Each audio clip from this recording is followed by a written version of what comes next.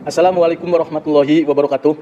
Kaum muslimin yang dirahmati Allah, dukung kami dengan cara like, share, subscribe. Semoga channel kami bermanfaat bagi kita semua. Assalamualaikum warahmatullahi wabarakatuh.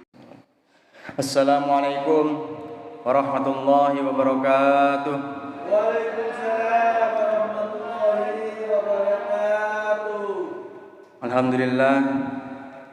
Alhamdulillahi rabbil alamin. Wabihi nasta'inu ala umurid dunya waddin. Wassalatu wassalamu ala asrafil anbiya'i wal mursalin, sayyidina wa maulana Muhammadin wa ala alihi wa sahbihi wa man tabi'ahu bi ihsanin illa yaumiddin. Rabbi a'udzubika min hamazati syayatinihi wa a'udzubika an yahdurun. Subhana ilma lana illa ma 'allamtana innaka antal alimul hakim. Rabbi ishrah li sadri wa yassir li amri wahlul 'uqdatam min lisani yafqahu qawli. Amma ba'd.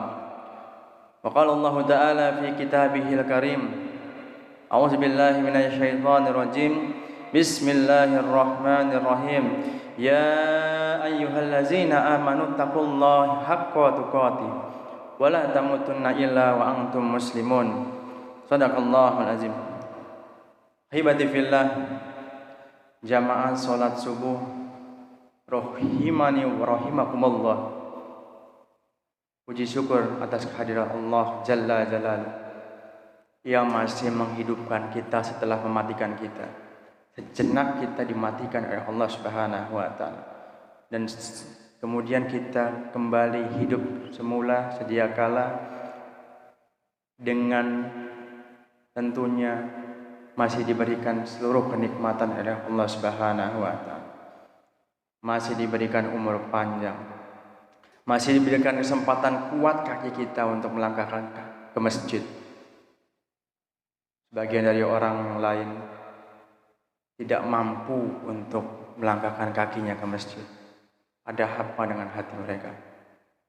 Ahibati fillah, segala puji bagi Allah Jalla Jalaluhu yang menciptakan alam semesta, yang menciptakan kita, yang menciptakan istri-istri kita, yang menciptakan anak-anak kita, yang membedakan satu dan lainnya, usahanya, keahliannya, yang semuanya itu Allah yang memberikan. Allah yang mengatur seluruh aktivitas yang ada di alam jagat raya ini, maupun yang di langit atau yang di bumi. Seluruhnya Allah yang menggerakkan atas izin yang ditetapkan.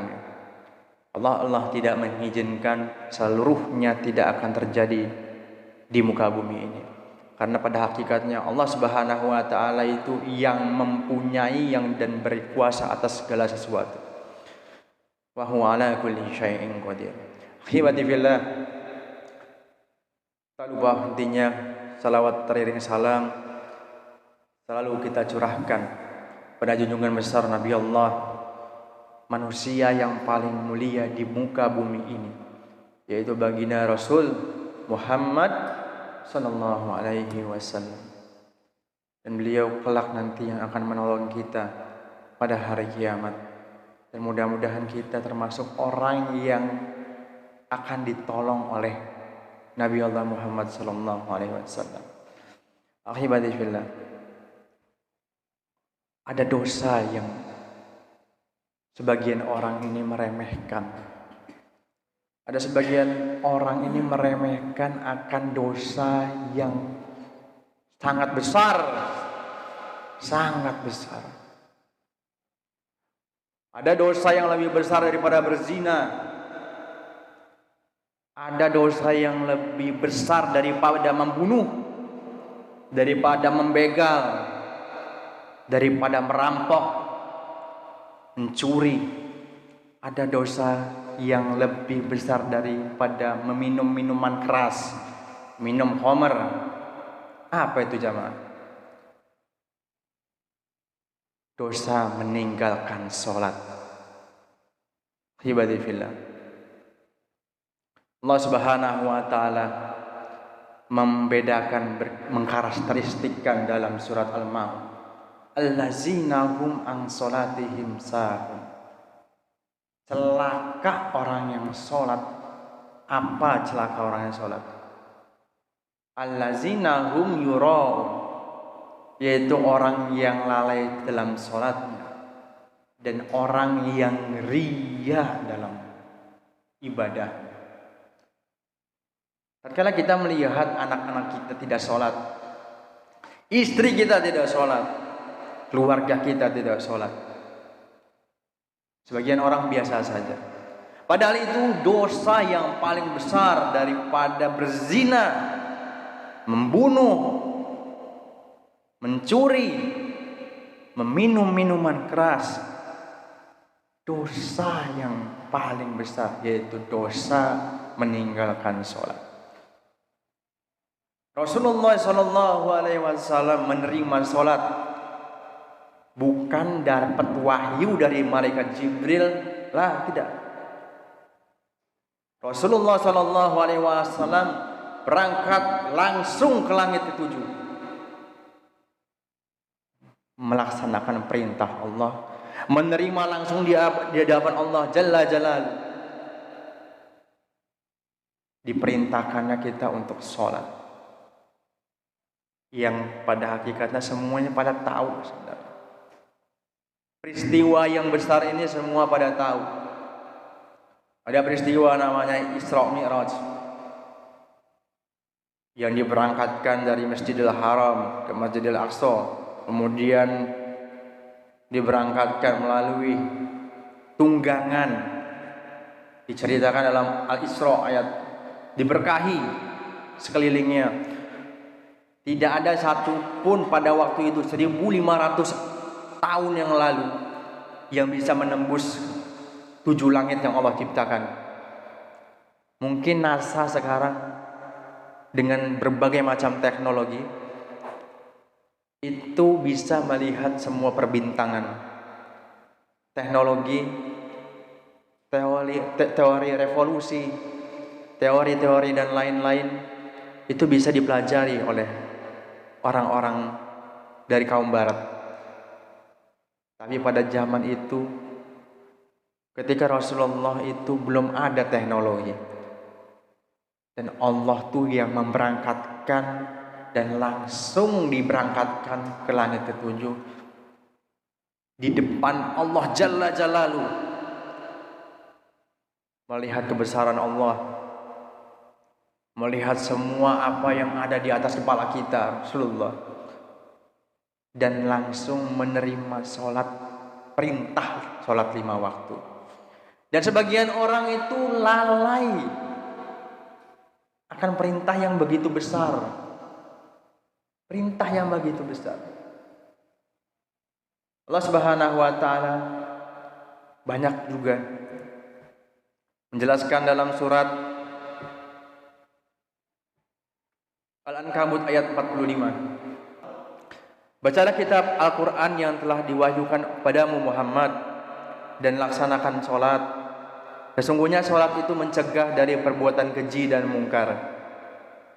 Dan ketahuilah, mengingat Allah, yaitu sholat itu lebih besar keutamaannya dari ibadah yang lain. Allah mengetahui apa yang kamu kerjakan. Allah mengetahui apa yang kita kerjakan. Maha mengetahui. Sesuatu sifat yang di luar dari batas kemampuan makhluk, sesuatu sifat yang tidak dijangkau oleh kemampuan kita sebagai umat manusia, nggak bisa dihinggapi kata maha untuk semua makhluk. Tapi Allah sebagai pencipta alam semesta ini berhak untuk menerima pangkat itu sebagai maha dan maha melihat, maha mengetahui, maha pengasih, maha penyayang, dan lain sebagainya. Dan kita itu harus mengimani, Pak, segala yang Allah miliki dengan asmaul husna yang Allah miliki harus kita imani. Satu aja kita nggak beriman, celaka kita, Pak. Kita termasuk orang-orang yang celaka. Ahibati fillah,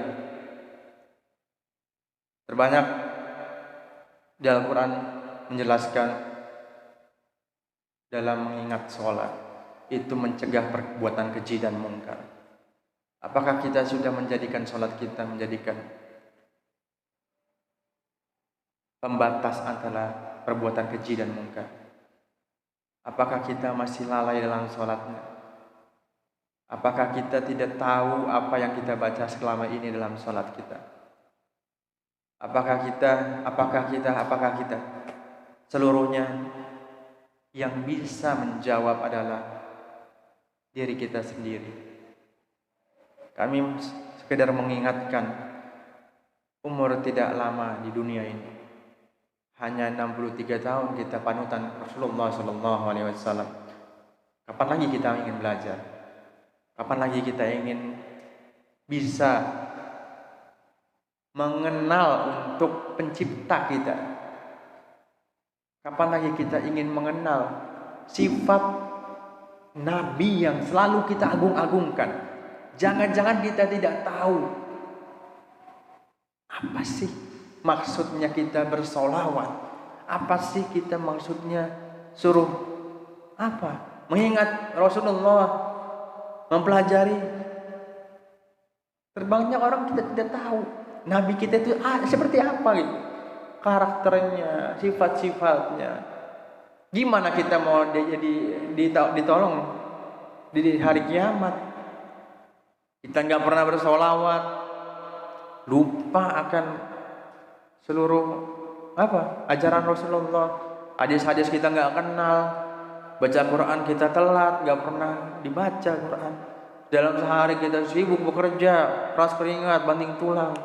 Tidak pernah kita buka Quran tuh banyak tuh perpustakaan Al-Quran. Banyak ada yang terjemahannya dibaca. Karena Al-Quran turun juga itu Iqra kan. Nabi Muhammad itu tidak bisa baca, ya kan? Enggak tahu buta huruf, tapi suruh belajar. Iqra bismi rabbikal ladzi khalaq. Bacalah, ya kan? Dengan memuji nama Tuhanmu yang paling tinggi gitu, yang menciptakan. Ibadillah. Pada permulaan tadi kita mengingatkan dosa yang paling berat itu adalah dosa meninggalkan sholat. Satu kali saja meninggalkan sholat, para ulama memperselisihkan keislamannya, Pak. Karena sholat itu yang membedakan kita seorang muslim dan seorang kafir. Ketika kita tidak sholat, apa bedanya dengan orang kafir? Ketika kita tidak sholat, di mana letak kita itu sebenarnya? Padahal berapa lama kita itu sholat? 5, 10 menit kelamaan gitu. Hanya 5 menit. Mungkin ada yang sholat khusus gitu kan, 1,5 menit gitu kan. Berat. Tapi yang jago main bola capek kan, lari sana lari sini, rebut sana rebut sini. Tapi tatkala panggilan azan datang ke telinga dia, sedikit pun tidak mampu untuk datang ke masjid. Padahal itu yang menciptakan itu dia ada itu gara-gara siapa? Allah Jalla Jalaluhu yang menciptakan. La in sakartum la azidanakum wa la in kafartum inna azabi lasyadid. Kalau kita bersyukur, kita akan ditambah nikmat oleh Allah Subhanahu wa taala. Dan kalau kita tidak bersyukur, tunggu azabku sangat pedih. Berapa banyak di antara kita ini celaka pada saat meninggalkan sholat, mati. Enggak ada yang ngasih tahu dalam kondisi kafir dan enggak bisa memperbaiki. Enggak bisa kembali lagi memperbaiki semuanya. Berapa banyak, Pak?